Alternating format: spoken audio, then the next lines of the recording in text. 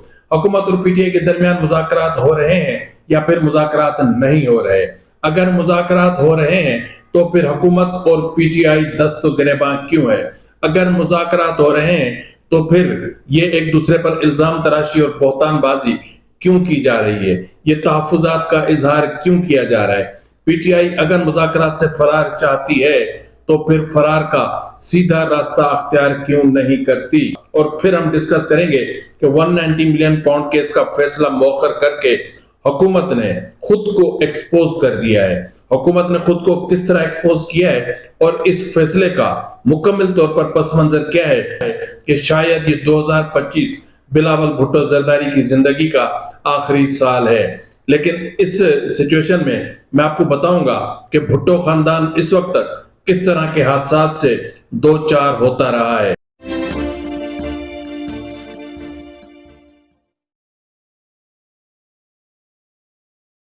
सबसे पहले हम बात कर लेते हैं एस्ट्रोलॉजर लाला रुख के हवाले से। लाला रुख एक नामवर एस्ट्रोलॉजर है और उनकी पेशनगोइयां, काफी पेशनगोइयां ऐसी हैं जो आज तक दुरुस्त साबित हुई हैं। तो गुज़िश्ता रोज के एक न्यू चैनल है, उनसे उन्होंने उनको इंटरव्यू दिया और उस इंटरव्यू में लाला रुख ने बिलावल भुट्टो जरदारी की शादी, उसके वजीर आजम बनने और जो है वो 2025 के हवाले से कुछ अहम पेशन गोइयां की थी। लाला रुख ने क्या कहा था, जरा उनकी जबानी सुन लीजिए। देखिए, बिलावल भुट्टो जरदारी, मैं उसको सिर्फ बिलावल जरदारी कहूँगी क्योंकि भुट्टो का नाम वो सिर्फ यूज़ करते हैं फॉर अपना वो एक स्टैब्लिश करने के लिए रिलेशनशिप। इनके लिए अगर तो प्राइम मिनिस्टरशिप है, अगर, अब लफ्ज़ क्या आ गया, अगर इनके लिए प्राइम मिनिस्टरशिप है तो सबसे पहले ये शादी करेंगे क्योंकि अनमैरिड प्राइम मिनिस्टर की कोई गुंजाइश नहीं होती। एक शिक है हमारी कॉन्स्टिट्यूशन में, क्योंकि बेनज़ीर भुट्टो ने भी शादी सिर्फ प्राइम मिनिस्टर अनमैरिड औरत नहीं बन सकती थी। इसी तरह ये भी शो करने के लिए कि जी मैं एक इस्टेब्लिश्ड पर्सन हूँ, इसलिए ये शादी कर लेगा जस्ट बिकॉज वो चाहता है कि मैं प्राइम मिनिस्टर बनूं। अच्छा, शादी होगी 2025 में बिलावल की? होगी। अगर देखिए, अगर ये तीनों चीजें साथ लिंक्ड हैं, अगर तो वो उसकी कोई भी उम्मीद उसको कहीं से भी नजर आती है। फर्स्ट ऑफ ऑल, कहीं से मुझे तो उसके सितारों में नजर नहीं आ रही। अच्छा। अगर कहीं से भी इसको ये ऑफर आती है कि जी हम आपको प्राइम मिनिस्टर बनाते हैं, तो ये पहले शादी करेगा, अच्छा, फिर ये प्राइम मिनिस्टर बनेगा और फिर वहीं जैसे इसकी माँ के साथ हुआ था, इसके साथ वैसा ही हादसा होगा। कह सकते हैं कि जेन्युइनली कि बिलावल भुट्टो जरदारी का 2025 आखिरी साल है।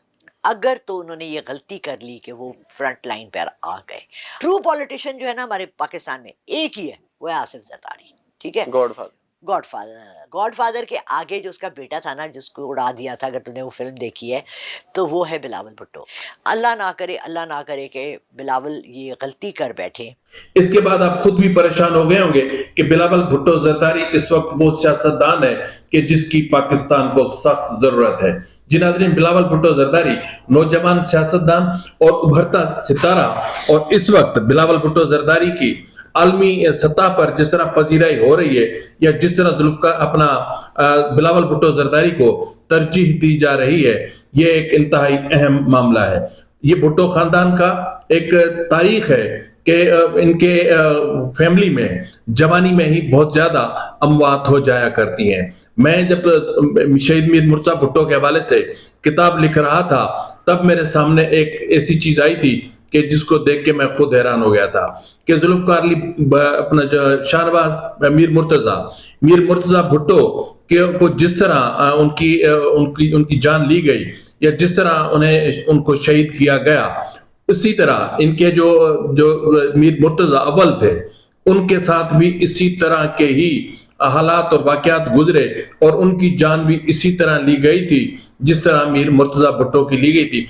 फर्क सिर्फ इतना है कि उस मीर मुर्तज़ा भुट्टो को जहर दिया गया था और इस मीर मुर्तज़ा भुट्टो को उसके घर के सामने गोली मार दी गई थी। फिर इसी तरह शहीद शाहनवाज जुल्फ़िकार अली भुट्टो का छोटा बेटा, और उनको पेरिस में जहर देकर मारा गया था, और ये जहर स्पेशल जहर था, आम जहर नहीं था, ये साइनाइड जहर था। यानी ये मीर मुर्तज़ा भुट्टो ने मुझे बताया था कि ये केमिकल और हर्बल मिक्स्ड पॉइजन था कि जिसको खोजने के लिए इनको बाकायदा कई दिनों तक मुख्तलिफ पोस्टमार्टम्स करने पड़े थे और मुख्तलिफ एग्जामिनेशंस करनी पड़ी थी, तब जाके पता चला था कि ये वो जहर था जो इसराइल ने शाहनवाज भुट्टो की जान लेने के लिए स्पेशली तैयार करवाया था। इसी तरह अगर हम देखें तो फिर मोहतरमा बेनजीर भुट्टो की शहादत, वो भी आप सबके सामने है, ये कोई बहुत माजी बैद का किस्सा नहीं है। फिर इसी तरह जुल्फकार अली भुट्टो की शहादत, वो भी माजी करीब की बात है, कोई माजी बैद का किस्सा नहीं है। इस तरह अगर आप भुट्टो खानदान को देखेंगे तो भुट्टो खानदान इस तरह के हादसात से दो चार होता हुआ आया है। यही वजह है कि जुल्फकार जूनियर और फातिमा भुट्टो को सियासत से दूर रखने की कोशिश की जा रही है। नाज़रीन, अब हम बात कर लेते हैं 190 मिलियन पाउंड केस के हवाले से। जिस तरह मैंने आपसे कहा कि 190 मिलियन पाउंड केस के हवाले से हुकूमत ने खुद को एक्सपोज किया है। एक्सपोज किस तरह किया है वो मैं आपको बाद में बता दूं, लेकिन सबसे पहले मैं आपको बता दूं कि 190 मिलियन पाउंड रेफरेंस का फैसला एक बार फिर मौखिर कर दिया गया, जिससे मैंने आपको 3 दिन पहले आगाह किया था। 190 मिलियन पाउंड केस का फैसला कल आज यानी नहीं सुनाया जा रहा। फैसला सुनाए जाने की नई तारीख से मुतालिक आज वकला को आगाह किया जा सकता है। 190 मिलियन पाउंड रेफरेंस का फैसला 18 दिसंबर को अदालत ने महफूज किया था और इस रेफरेंस का फैसला सुनाए जाने की तारीख तीसरी मर्तबा तब्दील की गई है। अदालत ने पहले 23 दिसंबर को फैसला सुनाए जाने की तारीख मुकर्रर की थी, जिसके बाद अदालत ने फैसला सुनाए जाने की तारीख मुलतवी करके 6 जनवरी मुकर्रर की थी और एहतसाब अदालत के जज नासिर जावेद राना ने आज फैसला सुनाना था। बानी पीटीआई और बुशरा बीबी के खिलाफ 190 मिलियन पाउंड रेफरेंस का जेल ट्रायल 1 साल में मुकम्मल हुआ। अब मैं आपको बताता हूं इस केस का असल पस मंजर क्या है और केस में इस वक्त तक कितनी मेहनत हुई है और किस तरह की समातें चली हैं। 190 मिलियन पाउंड रेफरेंस का जेल ट्रायल 1 साल में मुकम्मल हुआ। बानी पीटीआई इमरान खान के खिलाफ ये वाहिद केस है जिसका ट्रायल 1 साल तक चला। नेब ने 13 नवंबर 2023 को 190 मिलियन पाउंड रेफरेंस में बानी पीटीआई की गिरफ्तारी डाली। नेब ने 17 दिन तक बानी पीटीआई से अडयाला जेल में तफ्तीश की। 1 दिसंबर 2023 को नेब ने 190 मिलियन पाउंड रेफरेंस एहतसाब अदालत में दायर किया। रेफरेंस फाइल होने के बाद बानी पीटीआई और बुशरा बीबी से अडयाला जेल में तफ्तीश की गई। अदालत ने 27 फरवरी 2024 को बानी पीटीआई और बुशरा बीबी पर फर्द जुर्म आयद की। 190 मिलियन पाउंड रेफरेंस में 100 से ज्यादा समातें हुई। नेब ने पहले 59 गवाहान की फहरिस्त अदालत में जमा कराई। गवाहान में से 24 गवाहान को नेब ने तर्क किया और बाकी यानी तर्क किए 59 गवाह थे। रेफरेंस में कुल 35 गवाहान ने बयान कलमबंद करवाए। वकलाए सफाई ने तमाम 35 गवाहान पर जरा मुकम्मल की। रेफरेंस के तफ्तीशी अफसर मियां उमर नदीम पर बानी पीटीआई के वकला ने 38 समातों के बाद जरा मुकम्मल की। अब आगे इसमें यह कहा जा रहा है कि रेफरेंस में साबिक प्रिंसिपल सेक्रेटरी आजम खान, साबिक वजीर आला खैबर पख्तूनख्वा परवेज खटक के गवाहों में परवेज खटक भी गवाहों के तौर पर यहाँ पेश हुए थे। उसके अलावा अदालत ने जो है वो जुबैदा जलाल अल कादिर यूनिवर्सिटी के चीफ फाइनेंशियल ऑफिसर भी गवाहान में शामिल थे। अदालत ने जुल्फी बुखारी, फरहत शहजादी, मिर्जा शहजाद अकबर और जियाउल मुस्तफा नसीम समेत 6 मुल्जमान को इश्तिहारी करार दिया था। इसी तरह इश्तिहारी मुल्जमान की जायदादें और बैंक अकाउंट्स मुंजमद करने का फैसला सुनाया था और 190 मिलियन पाउंड रेफरेंस में इस्लामाबाद हाई कोर्ट ने इमरान खान की जमानत मंजूर की थी। बुशरा बीबी की जमानत कबल गिरफ्तारी ट्रायल कोर्ट ने मंजूर की थी। ट्रायल के दौरान इमरान खान ने 16 अदालती गवाहान की फहरिस्त अदालत में जमा कराई। अदालत ने इमरान खान के अदालती गवाहान को बुलाने की दरख्वास्त मुस्तरद की थी।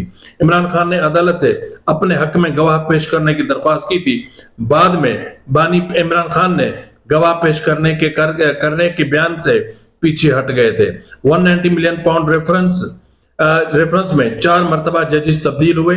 रेफरेंस की समात पहले जज मोहम्मद बशीर थे, फिर जज नासिर जावेद राना ने केस की समात की। उसके बाद रेफरेंस जज मोहम्मद अली वड़ाइच और फिर दोबारा जज नासिर जावेद के पास आया। इमरान खान ने 2 मरतबा एहतसाब अदालत के जज नासिर जावेद राना पर जो है वो एतमाद का इजहार किया। नेब के 6 रुकनी प्रोसिक्यूशन टीम ने केस की पैरवी की। प्रोसिक्यूशन टीम में सरदार मजहर अब्बासी, अमजद परवेज, सोहेल आरिफ, इरफान भोला और चौधरी नजीर शामिल थे। बानी पीटीआई की जानिब से सलमान सफदर, उस्मान रियाज गिल, जहीर अब्बास चौधरी पेश होते रहे और बानी पीटीआई बुशरा बीबी पर इल्जाम है कि 190 मिलियन पाउंड यानी पाकिस्तान मुंतकिल होने से कबल शहजाद अकबर के जरिए प्रॉपर्टी टाइकून यानी मलिक रियाज से खुफिया मुआहदा किया था। बानी पीटीआई ने इस खुफिया मुआहदे को अपने असर सूख से वफाकी काबीना से मंजूर कराया। मिर्जा शहजाद अकबर ने 6 दिसंबर 2019 को नेशनल क्राइम एजेंसी NCA बरतानिया की जो है वो राजदारी डीड पर दस्तखत किए और बुशरा बीबी ने बानी पीटीआई की गैर कानूनी सरगर्मियों में अहम किरदार अदा किया। बुशरा बीबी ने 24 मार्च 2021 को बतौर ट्रस्टी अलकादिर यूनिवर्सिटी की दस्तावेजात पर दस्तखत करके बानी पीटीआई की मदद की और इमरान खान ने गैर कानूनी और बेईमानी करके 190 मिलियन पाउंड की सहूलतकारी की।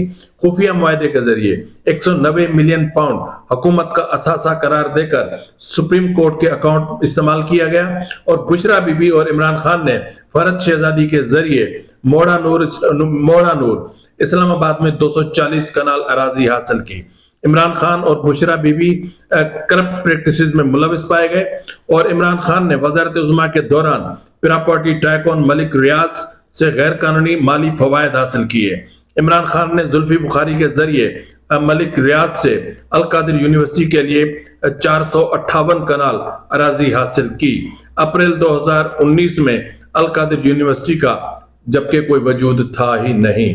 तो इस सूरत हाल में अगर आप देखें तो अब ये फैसला जो दूसरी मरतबा मौखर हुआ है, ये उस वक्त मौखर हो रहा है जब मुज़ाकराती कमेटियां बैठने वाली होती हैं और अगर ये चीजें इसका थोड़ा सा गौर से जायजा लें तो हुकूमत ने खुद को एक्सपोज कर दिया है। जिस तरह ये मौखर हो रहा है या जिस तरह इल्तवाज सामने आ रहा है, इससे ऐसा लग रहा है कि अदलिया हुकूमत अदलिया पर असरअंदाज हो रही है।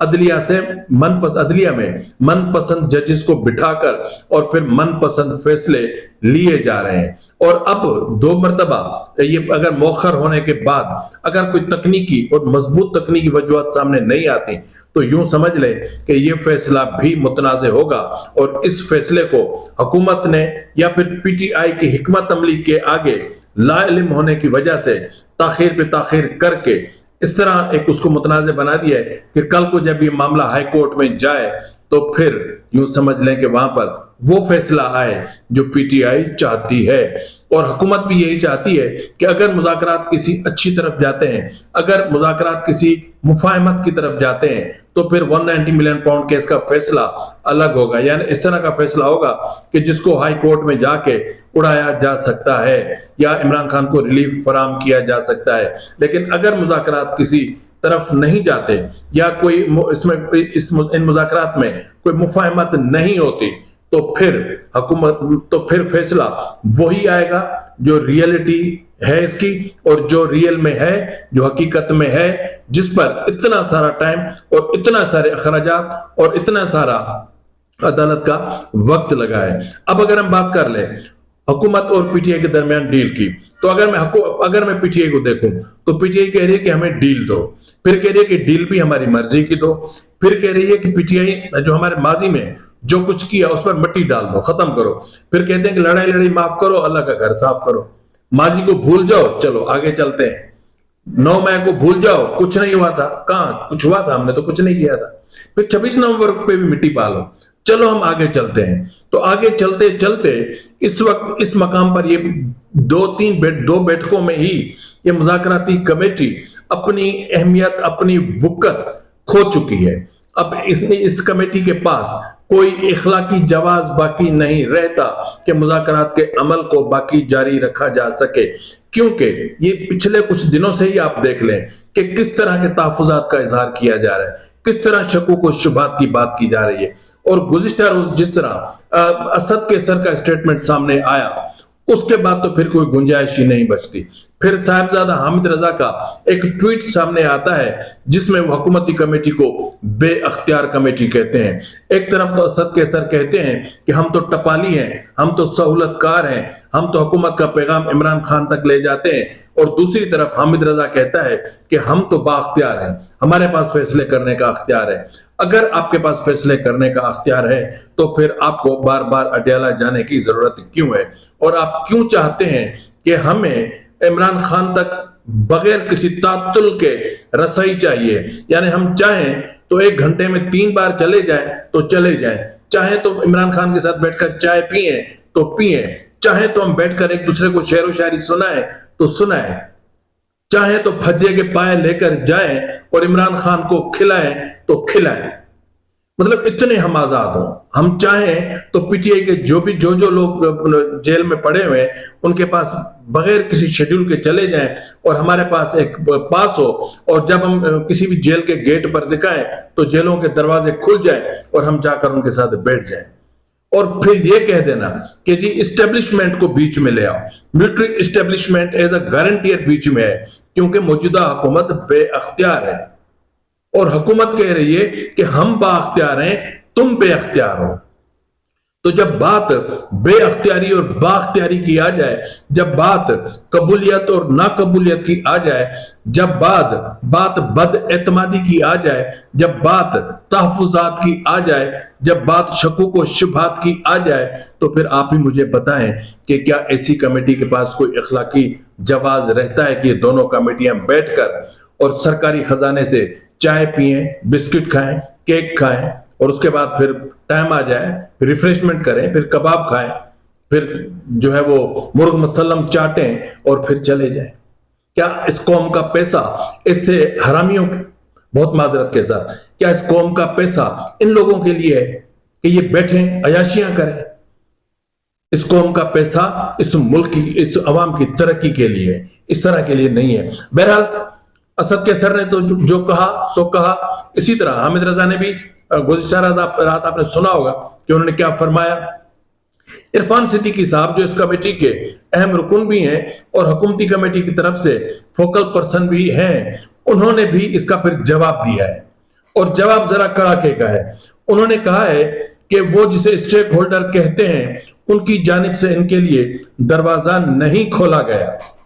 इसका मतलब यह है कि यहां से भी कोई पैगाम वहां तक पहुंचाने की कोशिश की गई, या फिर इन्होंने खुद उस दरवाजे पर, यानी पीटीआई ने खुद उस दरवाजे पर बार बार जाकर नॉक करने की कोशिश की, लेकिन वो दरवाजा नहीं खुला।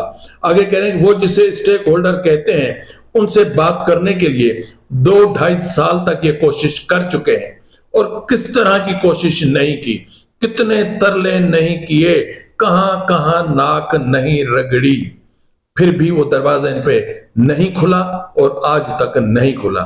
अगर किसी निचली सतह पर कहीं पर कोई बातचीत हो रही है तो वो एक अलग बात है। सेनेटर इरफान सिद्दीकी साहब ने कहा है कि हम किससे बात करते हैं, किससे जमानत लेते हैं, ये हमारा दर्द सर है, आपका नहीं है, आप टेंशन मत लो। और दोनों मीटिंग्स में इशारतन भी इन्होंने नहीं कहा कि पहले स्टेक होल्डर से बात कर लें। उन्होंने कहा कि एमओयू साइन होगा तो उसकी जिम्मेदारी हम पर आएगी। हुकूमत किसी से मशवरा करती है, परेशान नहीं होना चाहिए, यानी हुकूमत किसी से मशवरा करती है, किसी से नहीं करती, इसके लिए आपको परेशान नहीं होना चाहिए। और दोनों एलामियों में यह कहा गया था कि तहरीरी मुतालबात पेश करेंगे, तो फिर आज तहरीरी मुतालबात पर बात जब आती है तो ये क्यों कहते हैं कि वहां पर तो मीटिंग के मिनट्स बनते हैं, वही तहरीरी तौर पर सब कुछ सही है, उसी को जो है वो समझा जाए, उसी को चार्टर ऑफ डिमांड समझा जाए। और फिर इरफान सिद्दीकी साहब ने कहा है कि ऐसा नहीं होगा, इन्हें चाहिए कि अपनी बात संजीदगी से करें।